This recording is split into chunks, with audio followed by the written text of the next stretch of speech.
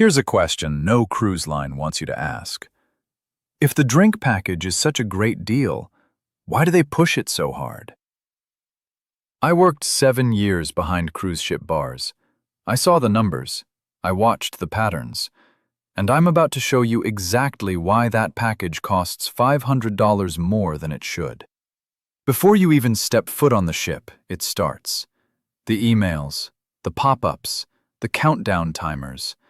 Buy now and save 20%. Limited time offer. Prices go up at midnight. They create urgency because urgency stops you from thinking. And thinking is exactly what they don't want you to do. Because if you actually sat down and did the math, you'd realize something uncomfortable. The drink package isn't designed to save you money. It's designed to make you feel like you're saving money while you spend more than you ever planned to. Let me walk you through how this works. The average unlimited drink package costs somewhere between $60 and $90 per person per day. Let's call it $70 for easy math. On a 7-day cruise, that's $490 per person. If you're traveling as a couple, that's $980. Almost $1,000 just for drinks. Now here's the catch that most people miss. On almost every cruise line, if one adult in the cabin buys the package, the other adult has to buy it too. It doesn't matter if your partner barely drinks. It doesn't matter if they're on medication that doesn't mix with alcohol. If you want the package, you're both paying full price. So now we have a couple spending nearly $1,000 on drinks. To break even, each person needs to consume about 7 drinks per day. Not 5, not 6, 7. Every single day, for 7 days straight. That's 49 drinks per person in 1 week. 98 drinks as a couple. I want you to really think about that number. Can you honestly drink that much on vacation while also enjoying shore excursions, pool time, shows, dinners, and maybe a little sleep? I stood behind the bar for 7 years, and I can tell you exactly what happens. Day 1, people are excited. They order cocktails at noon, frozen drinks by the pool, wine with dinner, maybe a nightcap at the piano bar. They feel like they're winning. Day 2, similar energy. Maybe a little slower in the morning, but they push through. By day 3, something shifts. The enthusiasm fades. People start ordering drinks just to order them. Not because they want them, but because they paid for them. I watched passengers carry drinks around the ship like trophies, take 2 sips, and leave them on a table. I watched couples argue about whether they were drinking enough. I watched a man order a whiskey at 10 in the morning, stare at it for 20 minutes, and walk away. He didn't want it, but he paid for it, so he felt like he had to try. This is what the cruise lines are counting on. They know human psychology. They know that once you've paid up front, you'll push yourself to get your money's worth. But here's the thing. That pressure changes the vacation. You stop drinking for pleasure and start drinking out of obligation. You wake up thinking about how many drinks you need today instead of what adventure you want to have. That's not a vacation. That's a job, and the math gets worse. Let's talk about what's actually included in that package. Most unlimited packages cover drinks up to a certain dollar value, usually around $12 to $15. Sounds great until you realize that a basic margarita at the pool bar costs $9. A glass of house wine is $8. A premium cocktail might hit $13 or $14. So yes, those are covered. But anything above that threshold, any top-shelf liquor, any aged whiskey, any high-end champagne, you're paying the difference out of pocket. And guess what the bartenders are trained to do? Upsell. Would you like to upgrade to Grey Goose? Only $4 more. That beautiful bottle behind me? Just $6 extra. Those small charges add up fast, and suddenly your unlimited package has a lot of limits. There's also the service charge. On most cruise lines, an 18 to 20% gratuity is automatically added to every drink, package or not. Some lines include this in the package price. others don't. If yours doesn't, you're paying an extra $12 to $15 per person, per day, just in tips. That's another $84 to $105 per week. Did the sales page mention that? Probably not in bold. Now let me tell you about the real math. The math the cruise lines hope you never do. I tracked my own passengers informally for almost 2 years. Obviously not official data, but I paid attention. I noticed patterns. The average drink package holder consumed about 4 to 5 drinks per day. Not 7, 4 to 5.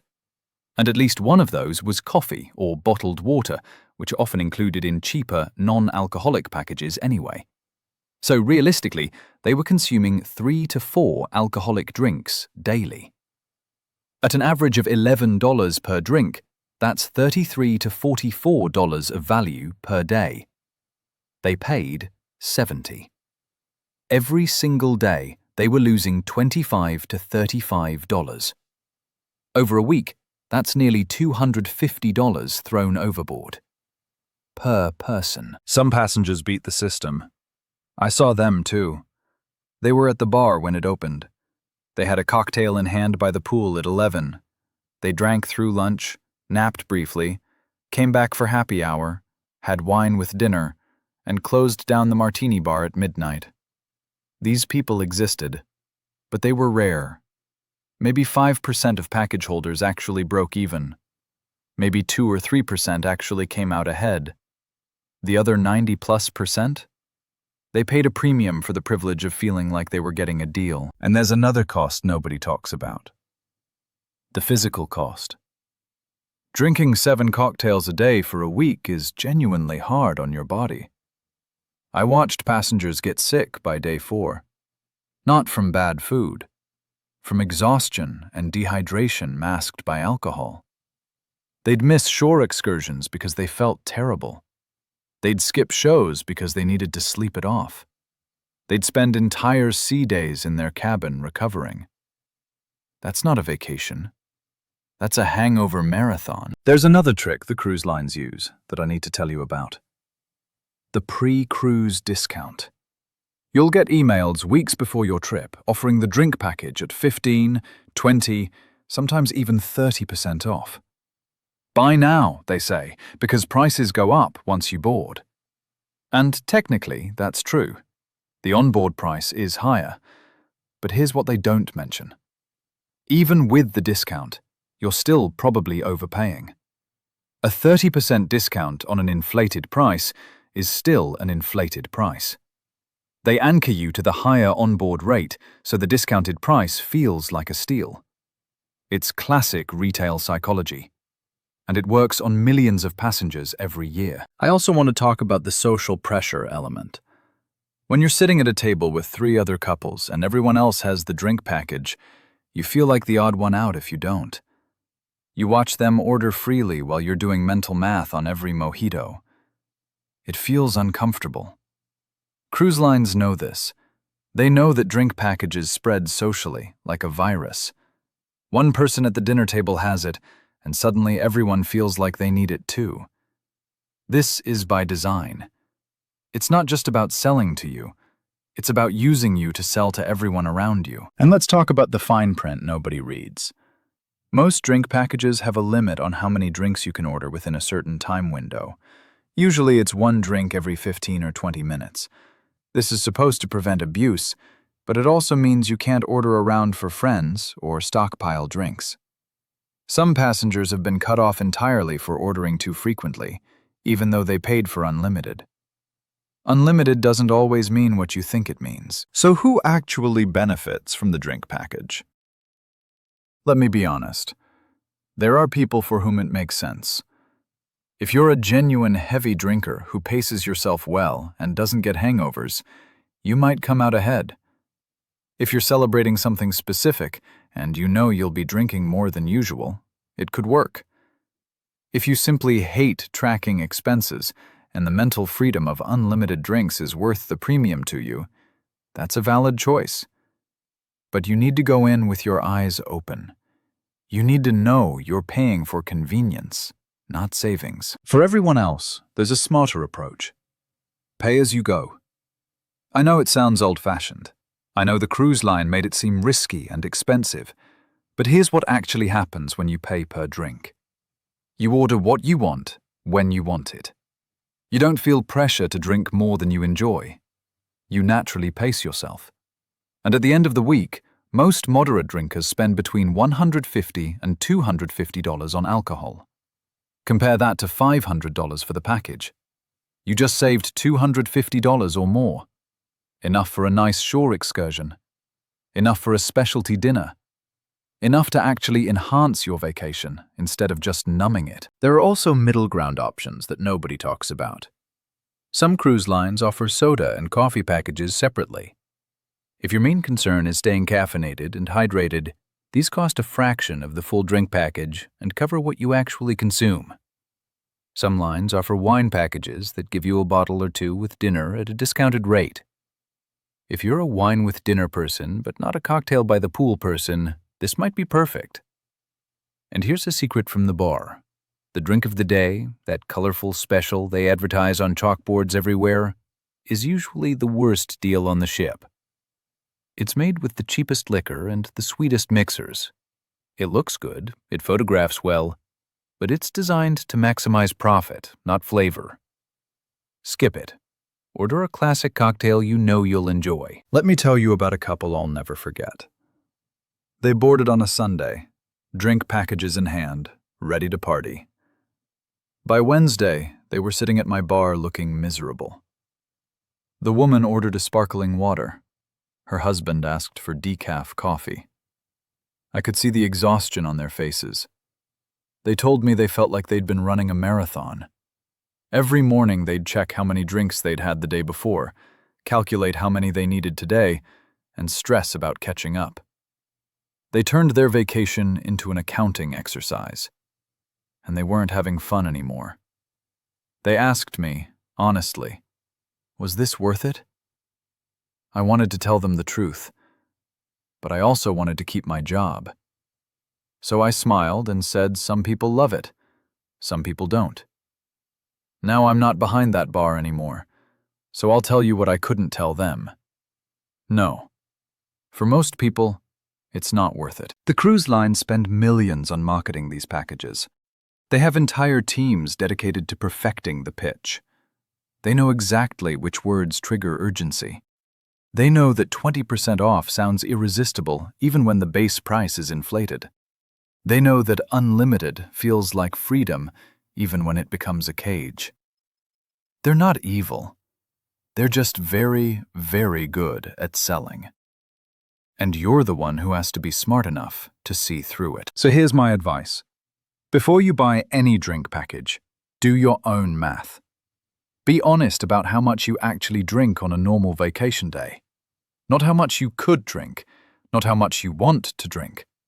How much you realistically will drink, while also doing everything else you came on this cruise to do. If that number is consistently 7 or more drinks per day, the package might work for you. If it's 5 or less, you're almost certainly better off paying as you go. And if you're somewhere in between, consider whether the mental pressure of maximizing a package is worth the potential savings. There's one more thing I want to address. The fear of the final bill. A lot of passengers buy the drink package because they're terrified of racking up a huge tab they can't control. I understand that fear, but here's a tool most people don't use. Your cruise app tracks every purchase in real time. You can check your spending after every drink. You can set a mental daily limit and stick to it. You can budget $200 for the week and stop when you hit it. That's control. That's freedom. That's a vacation where you drink what you enjoy and nothing more. At the end of the day, the drink package isn't a scam. It's a product designed for a specific type of customer. A customer who drinks heavily, consistently, and happily for 7 straight days. If that's you, go for it. But if you're a normal person who wants a few cocktails by the pool, wine with dinner, and maybe a nightcap under the stars, you don't need unlimited anything. You just need a good bartender and a little self-awareness. I spent 7 years pouring drinks and watching people pour money down the drain. Not because they were stupid, because they were sold a story. A story about unlimited freedom and incredible value. A story that almost never matched reality. Now you know the truth. What you do with it is up to you. If this helped you see the drink package differently, hit that like button. Subscribe for more cruise secrets that can actually save you money. And drop a comment telling me, have you ever bought the package and regretted it? Or are you one of the rare few who genuinely got your money's worth? I'd love to hear your story. See you in the next video, and whatever you're drinking tonight, make sure it's because you want it, not because you paid for it. One last thing before I go. If you're still on the fence about the package, here's a simple test you can do. On your next vacation, any vacation, track how many drinks you actually have each day. Not on a cruise, just a regular trip. Be honest with yourself. Most people are surprised to find they drink far less than they imagined. 3 glasses of wine at dinner feels like a lot, but it's still only 3. A cocktail at the pool, 1 before dinner and 1 after, is only 3.